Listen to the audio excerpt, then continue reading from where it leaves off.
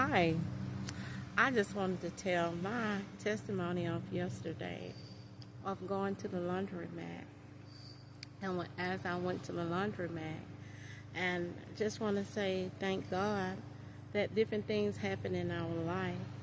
And you know how things be working, then all of a sudden, something happened and it sends you in different places. So my son asked me to do some laundry. I went to the laundromat, and as I was there, I went to put the clothes in the washer. Came back out, sitting outside because I love sitting outside in nature because this is a place that you get serenity and you connect with nature. And that's what Father always tells me in my dream. He said, get out in nature. But on with the story, I was at the laundromat, and all of a sudden I'm sitting out there just enjoying, soaking in, the fresh air, looking at the people and speaking to them, just enjoying every moment that I can. And all of a sudden, a chaotic scene came about where all of a sudden I looked to the left and there was a girl on top of the hood of someone's car that had a white Charger. And she was just yelling, to whoever in the car, give me my keys. Give me my keys. Only thing I want is my keys. So, I ain't paid no attention. Went back in, to check how many minutes I had left.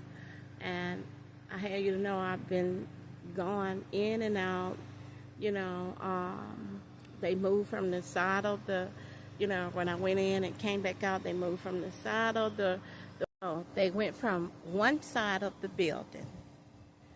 And because when I looked up, they saw me looking at them, and the guy kept raising his engine. It was getting pretty bad. When I looked at him, she's getting a little hysterical, saying, just give me my keys. And whoever was driving, to me, I thought it was a man in a white Charger. He was getting very angrily. And because he looked like he wanted to just speed up with her on that car and slang her off the top of that car. But you wouldn't believe when he speed up in his car, when he speed the car up, I listened to the engine, and that's when I did get up and went in the store, because I said, ooh, with that motor sounding like that, she might not be in that much danger. But it's not funny.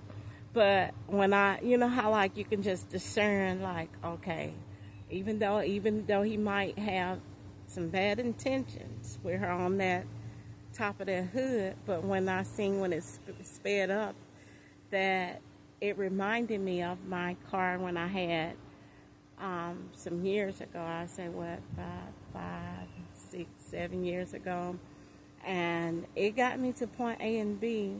And if you was to go on a high-speed chase, it would have been considered as a low-speed chase. But not meaning to laugh, but trying to get my testimony out. But when I looked and discerned, when I seen that car, it got serious now. And so they went on in front of me, way kind of like in the parking lot, still with a lot of she still want her keys. The only thing she wanted was her keys. So I went on back in there, I was like, Lord, by me being a pastor, I didn't know whether to, see what the young lady needed or not, I was just waiting. Okay, well, with that situation, it was beginning to escalate. So they went from one side of the laundromat because they saw me looking, and I was trying to make sure, was everything okay? because it seemed to be getting serious. But by her still on top of the hood, she was about, he was trying to, I take it as it was a guy in the car, and he was beginning to like finna pull off very fast with her on top of the hood. And when I looked and I seen it, and she's still yelling for the keys, and when I looked at her, she did look a little trouble because she didn't. It seemed to me that she was like, Lord, I might be in danger. And so she was on top of the hood, and he began to, it seemed to me, to put the pedal to the metal. But from my discernment, when I looked at the car and I seen that he must have been racing a lot up in that car, that it didn't have a fast takeoff, I was like, okay, she might be all right. And she still only just wanted one thing, and that was her keys. So they moved from that side of the laundromat and went way out in the parking lot. And, because they had seen that they was drawing attention. But have you to know, they got right out there, and she was still, in an aggressive tone, it's almost like fighting tone, aggressive tone, but not fighting us, and, that she was finna fight. It just sounded serious. She just said, I want my keys. And instead of him giving her the keys, it looked like his behavior was sure enough getting erratic.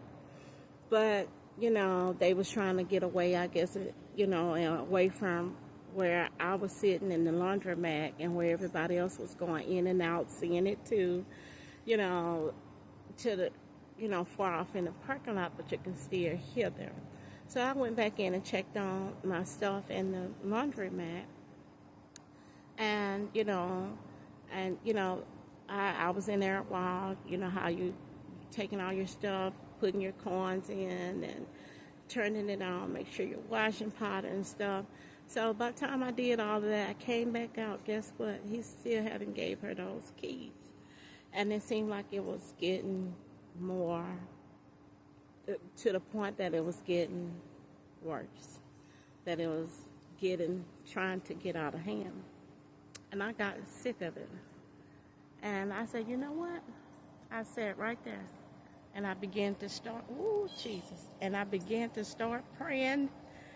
And I said, Father, I said, send your angels. Hey, send your angels out there and make him loose those keys and give it to her. Give it to her. Lo and behold, when I said that, all of a sudden, he gave her those keys because it was getting bad, but I was still watching. I'm like, Lord, I'm still looking, monitoring, because it looked like he almost want to run over with that car. And she was trying to get on out the way, and it looked like he really wanted to hit her with that car. But if he knew what I know and what I thought, he was discerning that people is watching. And she got on across the street. And I like, Lord, she probably just need to let him walk on in that, wait till he leave and then walk across that street. Because she could have got hit by him, with him getting in that erratic behavior. But I seen that was a spirit. That was a spirit that she was dealing with. And all things cannot be fought with fists. Ooh, Jesus. All things can't be fought with fists. That's why we have to pray. The Bible says we have to pray without ceasing. That we got to continue to consult the Lord in prayer. Whatever we asking. The Bible says, you knock and the door be open. Ask and it shall be given. Seek and ye shall find. But thank God that we still have praying people. That wasn't a normal situation.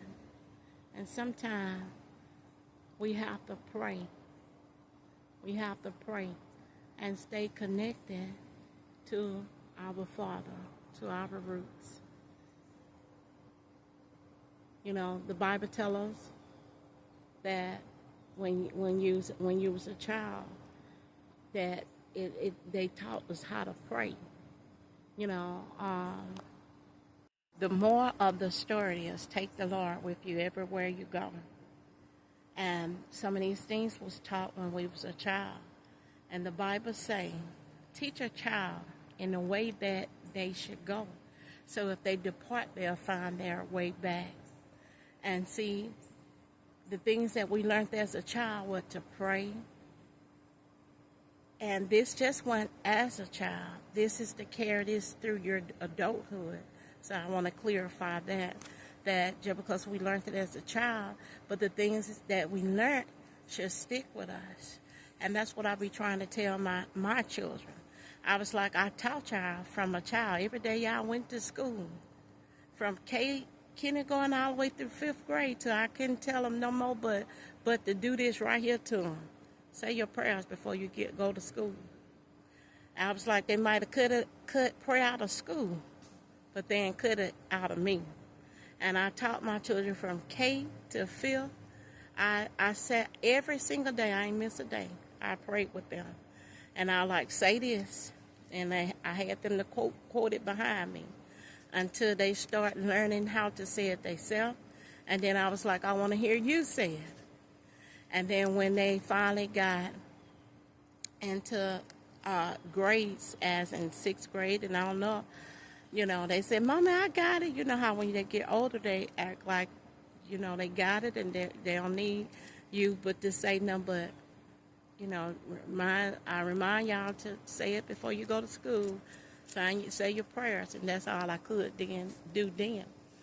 But we have to remember, you have to take him everywhere you go, because trouble, it can be found anywhere. But remember, God is everywhere. His angels are always watching. They see us, and he sends them to protect us. You know, that we have to keep a connection, as in communicating. And how we do that, we have to stay prayerful. We have to stay reading the Word. And just because you think you know the Word, you still have to refresh yourself, because that is a lot of literature. And we have to continue to refresh ourselves, because some people try to quote scriptures that is not even in the Bible. That ain't even in the Bible, and I heard that. And I say to myself, you know, they need to go back and learn those scriptures again. But remember, take him everywhere you go.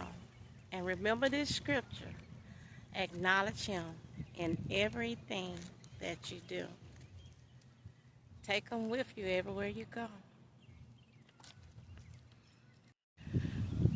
Take him everywhere you go.